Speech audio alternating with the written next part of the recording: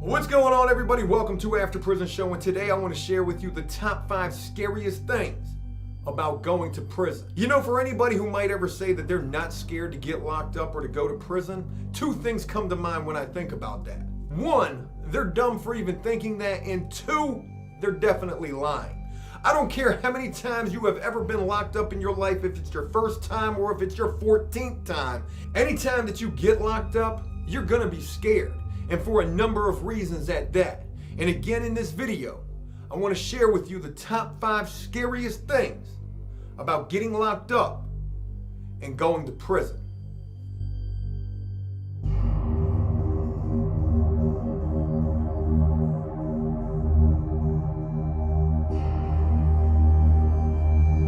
The very first thing to make this list has to be the overall experience.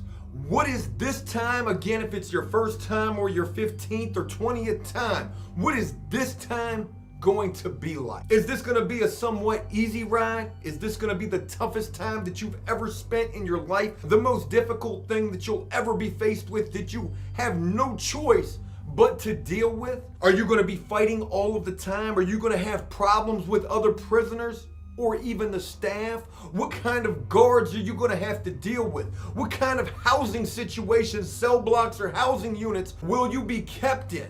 What will your cellie be like? What will the guy who sleeps beside you be like? Will you have to deal with people potentially trying to jump on your case, testifying or snitching on you? Will you lose contact with your loved ones if you have any out there? Will the girlfriend that you have be able to stick it out and ride it out with you? Or will you end up spending this entire stay, however long that it ends up being, alone? There will be so many thoughts that immediately fill your mind as soon as those handcuffs are put on you and you're thrown in the back of a cop car. In that moment, you will be wondering and questioning everything.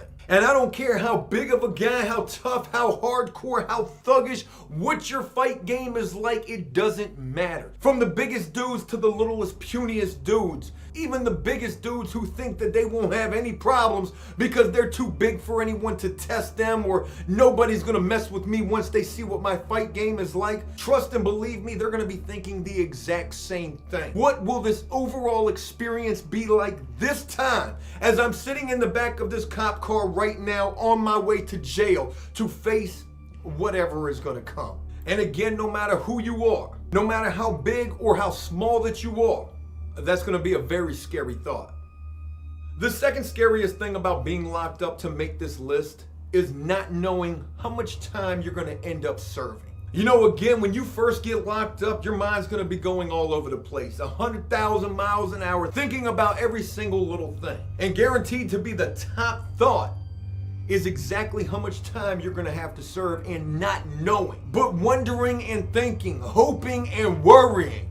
What exactly is going to happen to me when I go to court for this? I can guarantee you that for anybody who has ever served time, the unknown, the not knowing part immediately upon getting locked up and awaiting your trial or awaiting your court date when you'll go take a plea, that is going to be the most stressful and scariest time.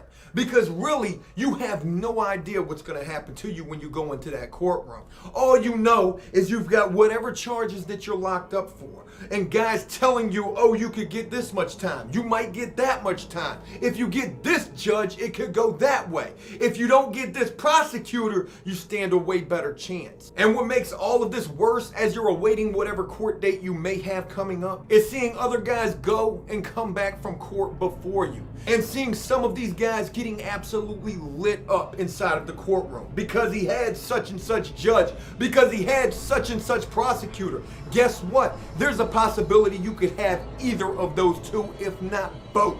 Seeing these guys coming back from court, walking into the cell block or housing unit, looking like they're not even there, looking like they're a zombie, walking in like there is nothing inside of their eyes because they just got that much time, 15 or 20 plus years or even way more.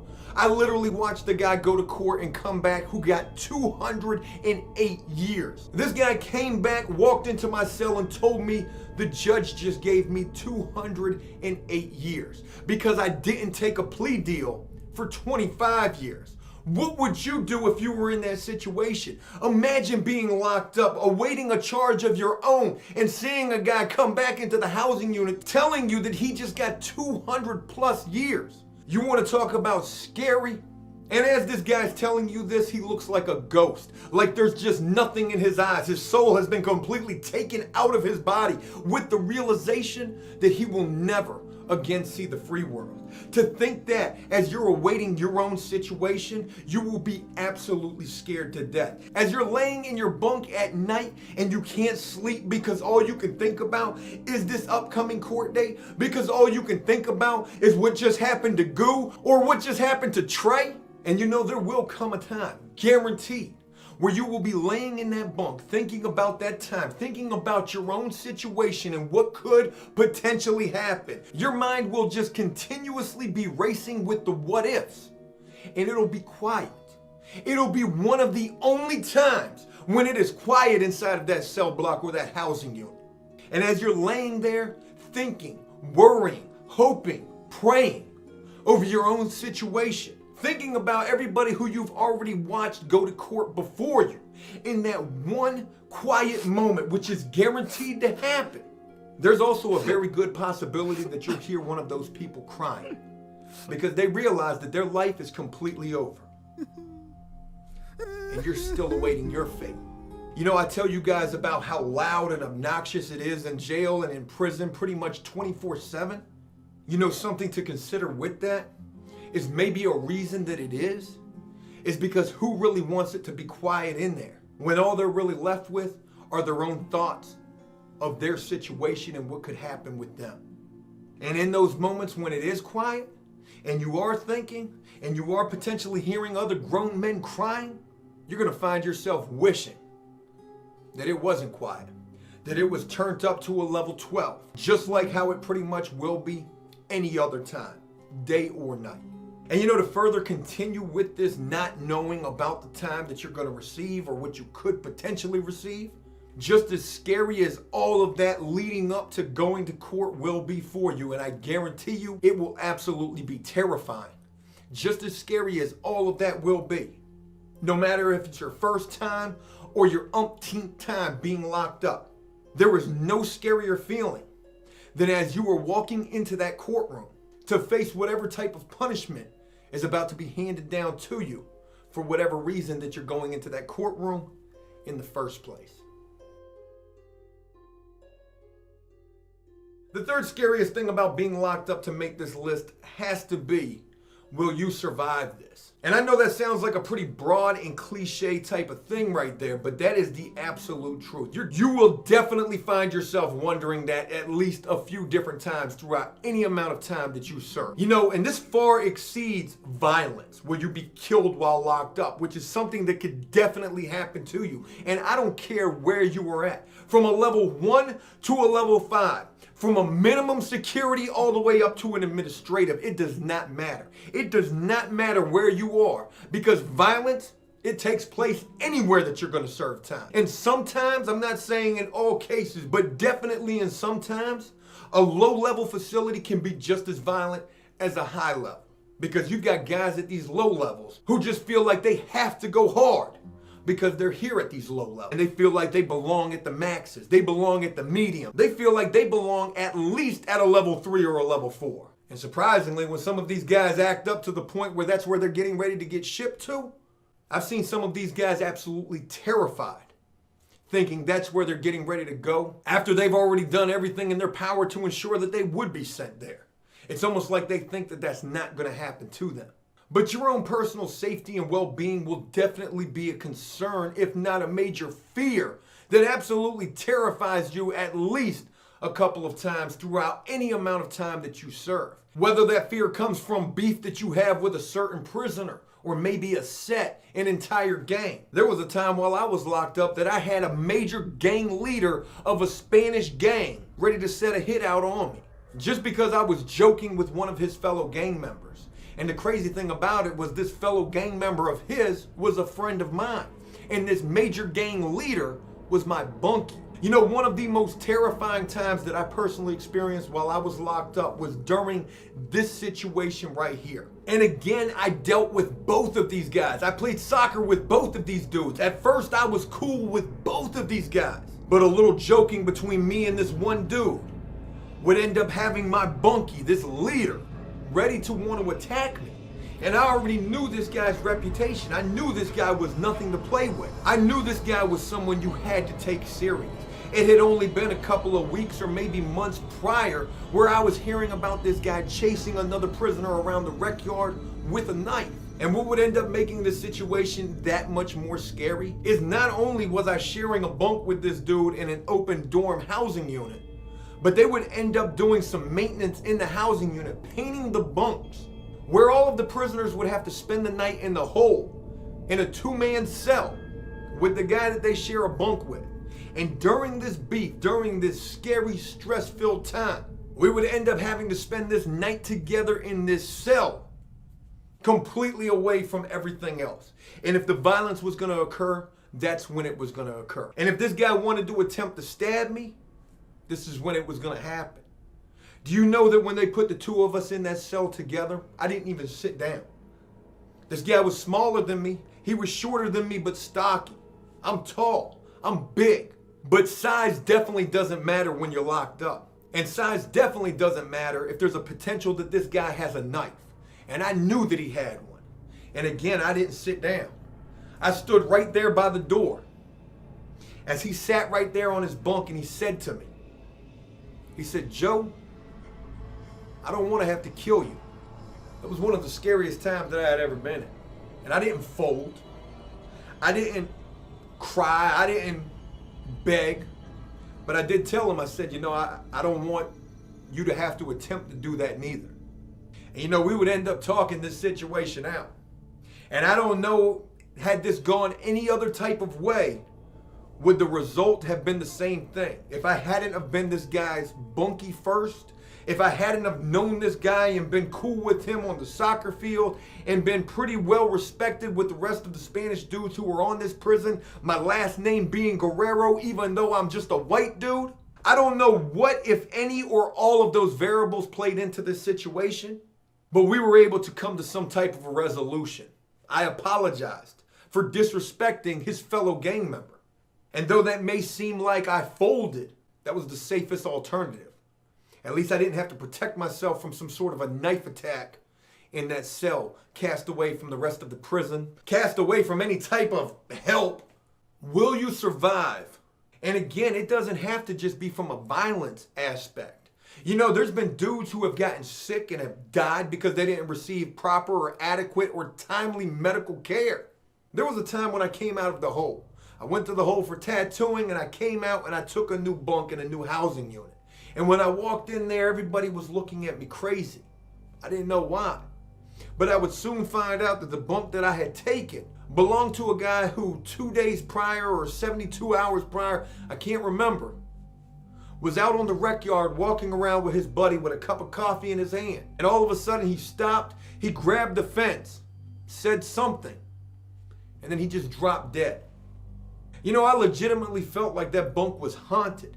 I legitimately would have like nightmares and feel like cold chills coming over my body. And I've never been one to believe in any type of paranormal type of stuff. But that was the closest that I ever came to feeling like something like that was very real. You could get sick while locked up. I've been in housing units where the entire housing unit has been locked down under a medical quarantine for something that they're not even telling us why we're being locked down. When you're seeing guys a couple of bunks away from you who were so sick that they're shaking and looking like they're about to die, and you're locked up in this environment with them. The guards won't even come into the housing unit. They're sending kitchen workers in there with masks on, pushing trays in there. Will you survive this time in prison? Will most certainly be a very scary thing to think about.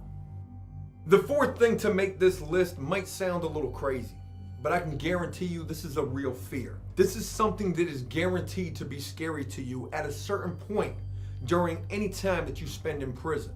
And it's thinking about, will you get released? That is, if you have a release date. You know, it'll be more toward the end of your incarceration after you spent however much time locked up. But you are guaranteed to find yourself worrying, what if I don't get released? What if my paperwork somehow gets misplaced? It definitely happens. I've seen guys' release date come and they don't get released. And this might only take a couple of days, maybe a day to get this situation resolved, but I've seen this take even longer. I've seen this take weeks. I've seen one guy sit in there for months, almost a year after his release date. And for whatever reason, this guy wasn't released. And there's a good potential that you could see situations just like this. And even if you think that you won't worry whether you're going to get released or not, they're not going to mess my paperwork up. Nothing's going to happen. I'm going to get released on time. It says it right here. X, Y, and Z date.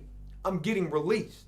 Even if you think that you won't be scared just a little bit, you're not going to be able to help but to think this. And the reason is because there's going to be other people. It could be a few, it could be two, it could be a whole lot of people. Other people who are around you, who have this fear, who are scared of this exact thing. And that fear can't do anything but spread. And you know, I said that this is something that could definitely be a fear and a scary thought more toward the end of your incarceration.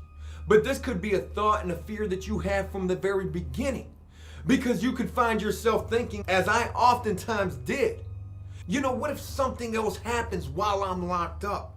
What if I catch some additional charges and get some additional time? What if somebody tries to plant something on me? What if somebody tries to say that I did something and it's something that I didn't even do? Or one of my biggest fears in relation to this right here.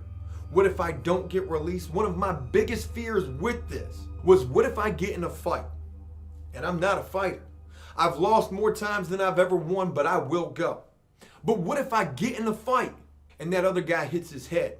There is nothing but concrete and steel inside of any jail or prison. What if the guy that I'm fighting hits his head? What if this guy gets killed? What if that happens and I never go home? You know, when you think about the fear and how scary of a place that prison is, that far exceeds anything that you could ever imagine when you think about the cliched things. The biggest, toughest prisoners, getting beat up, getting something stolen from you. The mental anguish that you will deal with serving time is, to me personally, the absolute scariest part about being in prison. The fifth thing to make this list in relation to the scariest things about prison or being locked up, for me personally, and this is another thought, you know, this video has pretty much just been about the scariest thoughts that you're definitely going to think while serving time. But like I had just mentioned, you know, that mental torture that you will go through, because you're oftentimes not going to be able to do anything but think. You certainly got enough time on your hands to do so. Could be far worse than anything that you ever experienced physically in prison. And the fifth thing making this list is a perfect example of that. What if I get released and I come back? You know, while you're locked up, all you're going to be thinking about is how bad you want to get back out there into the free world. How bad you want to get out there and do the right thing. And you're going to do it this way and that way. And you got X, Y, and Z planned. And you ain't never coming back. Or maybe you're thinking you're going to get out and you're going to do the same thing that you were doing before you got locked up. But this time you won't get caught. But no matter what you have planned for your release, what if you get out there and it doesn't work out? And what if you get released only to end up coming back again for your second time, or your fourth time, or your sixth time? What if you can't get it right? What if you can't overcome the addiction? What if you can't stop using? What if you end up just like the old heads that surround you? Some of these guys being on their fourth or better trip to prison. What if you end up just like some of these people that you despise? I can't tell you how many times, for me personally, that was one of the biggest fears that I had. In fact, it was such a scary thought for me that I would have nightmares, night terrors, sometimes waking up screaming, thinking about this type of stuff. Sometimes dreaming about using drugs or getting chased by the police or police dogs. And in those dreams, I was using those drugs. I was getting caught by those police who were chasing me. I can remember one dream vividly, and I don't even know why. But I was being chased by these police dogs through some kind of woods, almost like on a mountainside, going downhill. I'm running down this mountain as these police dogs are closing in on me. And I hid underneath this little ravine or this ledge. And I'll never forget, right before I woke up, that police dog was right there in my face, just looking at me. It stopped right there when it got to me and just looked at me. And you know, I woke up immediately thereafter in a cold sweat, because the thought of getting released this very last time and going back was one of the scariest things that I dealt with while being in prison. I've shared 5 of the scariest things about being in prison, but I want to share with you one more thing. Number 6. And this one is pretty crazy to think about. But this was also another major fear, another thing that absolutely terrified me and scared me to death. And I am sure it has done the same for countless others as well. And that is, what if I don't get anything from this at all? What if all of this time has been for nothing? All of these many different times that I've been locked up, the many different times to jail, the 2 different times to prison, what if this has all been for nothing? As much as I've been trying to use this for some kind of positive self-growth, what if I've just been delusional and all of this goes out the window as soon as I get released? And what if I don't even realize that? What if I leave from this situation worse than when I came in here? And when you think about being locked up for any amount of time, whether we're talking about a year, maybe even 6 months, a couple of years, 7 years like I served, 40 years like Danny served, think about the mental stability that a person comes home with after serving any amount of time. Are they going to deal with PTSD? Are they going to deal with stress? Any form of anxiety? Depression? And the answer to that question is they absolutely are. You know, being locked up affects everyone differently. There's guys who can do this their entire life, and they can carry on like this is the best thing that's ever happened to them, and this is what they were born to do. This is all life is given to me, and I'm just going to accept this for what it is. And that's a terrifying thought, that you could end up like that. But for the most part, everybody who serves any amount of time, they come back out here into the free world with any number of those mental problems. And you know, I myself have been out of prison for almost 3 years. And I still deal with each and every one of those things that I just mentioned to you. And you know, all of those things could be a cause or a trigger for you to go back to your old ways, for you to use again, for you to end up locked up again. But the one thing that I realized personally myself this time, finally, this time, after the umpteenth time being locked up, is no matter how hard you work to try to better yourself so that you're prepared to get released, you're never going to be fully prepared for getting released. And you're just going to have to try to make the most out of whatever situation you're faced with. And you most certainly are going to be fighting an uphill battle. Far beyond employment, probation or parole, housing and stability, because you're also going to have to throw into that the mental toll, the mental anguish that incarceration is going to put you through, and that you could very likely carry with you for the rest of your life. So if you've never been locked up before, let this be the scariest video that you've ever watched in your life. And if you have been locked up, well, let this be the same. Because I'm going to be completely honest with you, after dissecting all of these things with you, I'm terrified myself. Maybe I needed this. It's almost like some reflection. And I hope that this is something that you're able to do as well. Reflect on a very scary place that you don't ever want to go back to. And a place that could be scarier than you've ever even imagined. Hey, look, that's it. I hope you enjoyed this video, and if you did so, please leave a like and a comment letting me know exactly what you thought about it. As always, until next time, enjoy life, the free world. Never take a moment for granted, and make the most of every day.